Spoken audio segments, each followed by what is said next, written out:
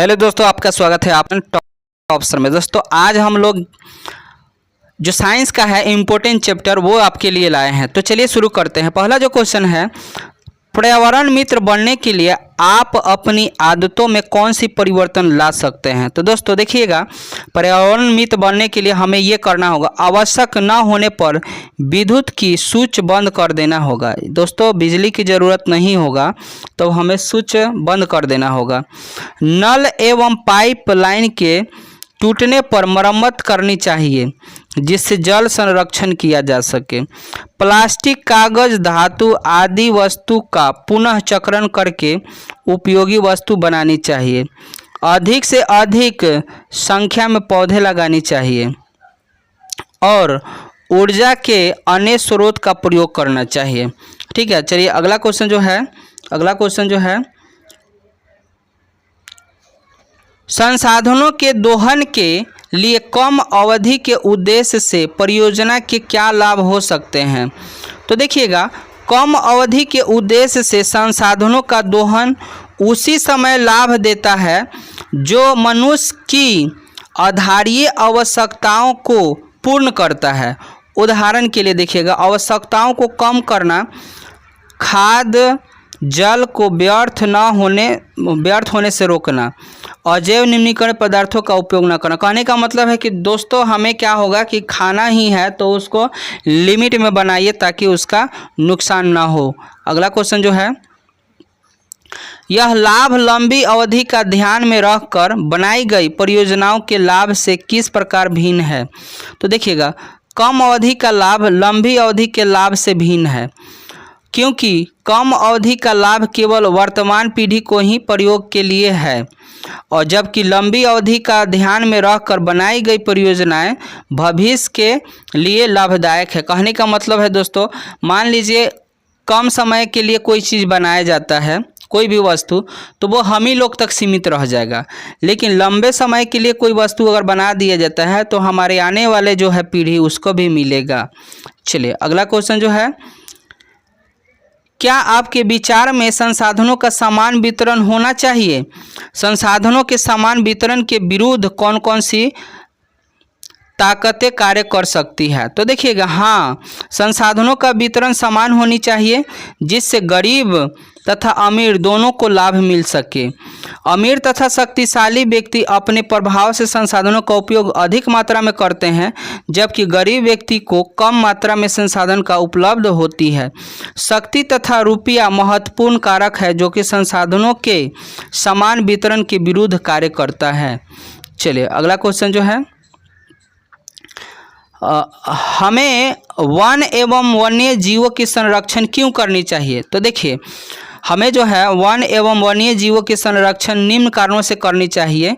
पहला जो है, आग, लकड़ी, मिट्टी का तेल आदि को अत्यधिक आवश्यकता होने का कारण है क्योंकि उसको बचाए रखना चाहिए, संरक्षण जरूरी है। भोजन, औषधि एवं आवास के लिए ये जरूरी है। फिर देखिए, मृदा अपरदन को रोकना चाहिए, जल चक्र को नियमित करने के लिए, परितंत्र का नियंत्रण एवं समन्वय के लिए, ये सब जरूरी है। अगला क्वेश्चन जो है, संरक्षण के लिए कुछ उपाय सुझाइए। उत्तर संरक्षण के कुछ उपाय को निम्न लिखिए। तो देखिए यहाँ उत्तर हो गया, सभी उपलब्ध भूमि पर विभिन्न पौधों के भारतीय एवं विदेशी जातियों का रोपण करना चाहिए।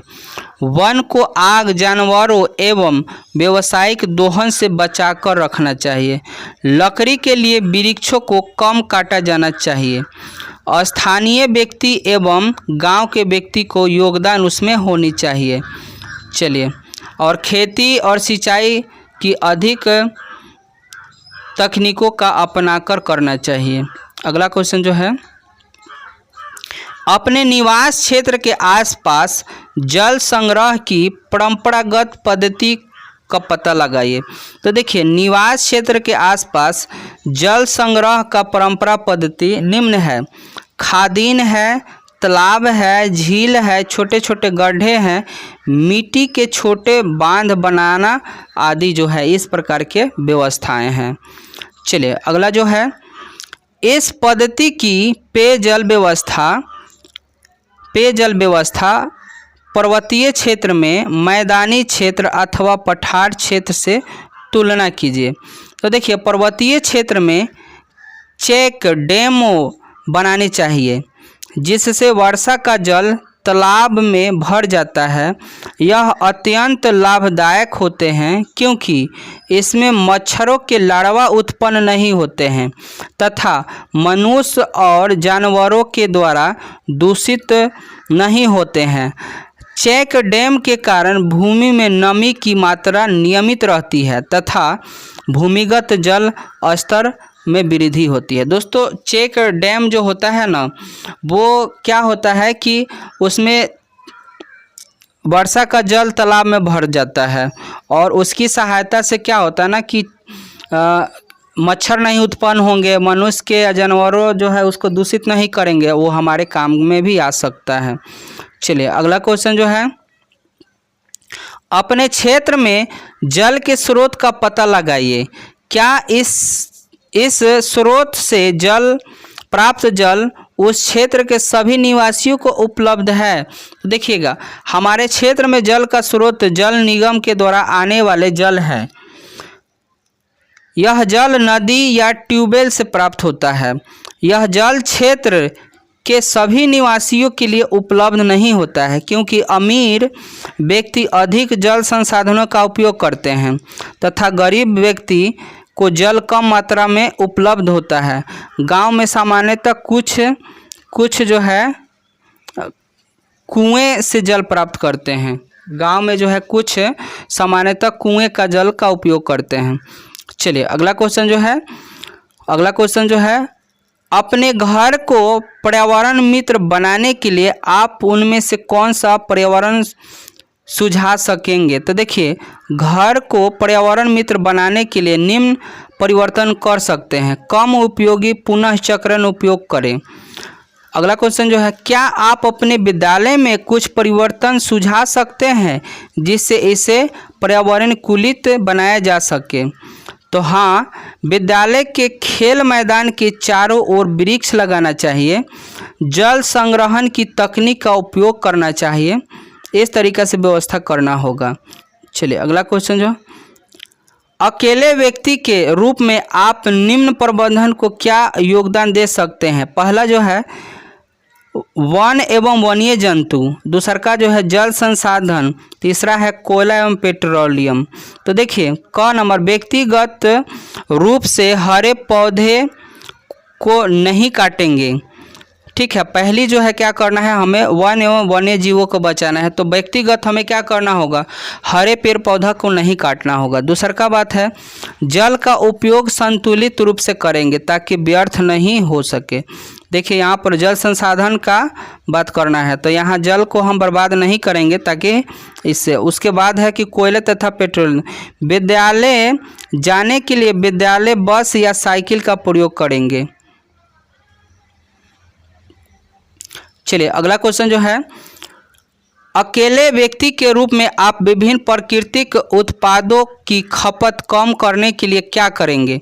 तो देखिए, अकेले व्यक्ति के रूप में विभिन्न प्राकृतिक उत्पादों को खपत कम करने के लिए प्राकृतिक संसाधन का कम या आवश्यकता के अनुरूप प्रयोग करेंगे। जैव विविधता को संरक्षित करेंगे। जैव निम्नीकरण पदार्थ का उपयोग करेंगे। चलिए अगला क्वेश्चन जो है,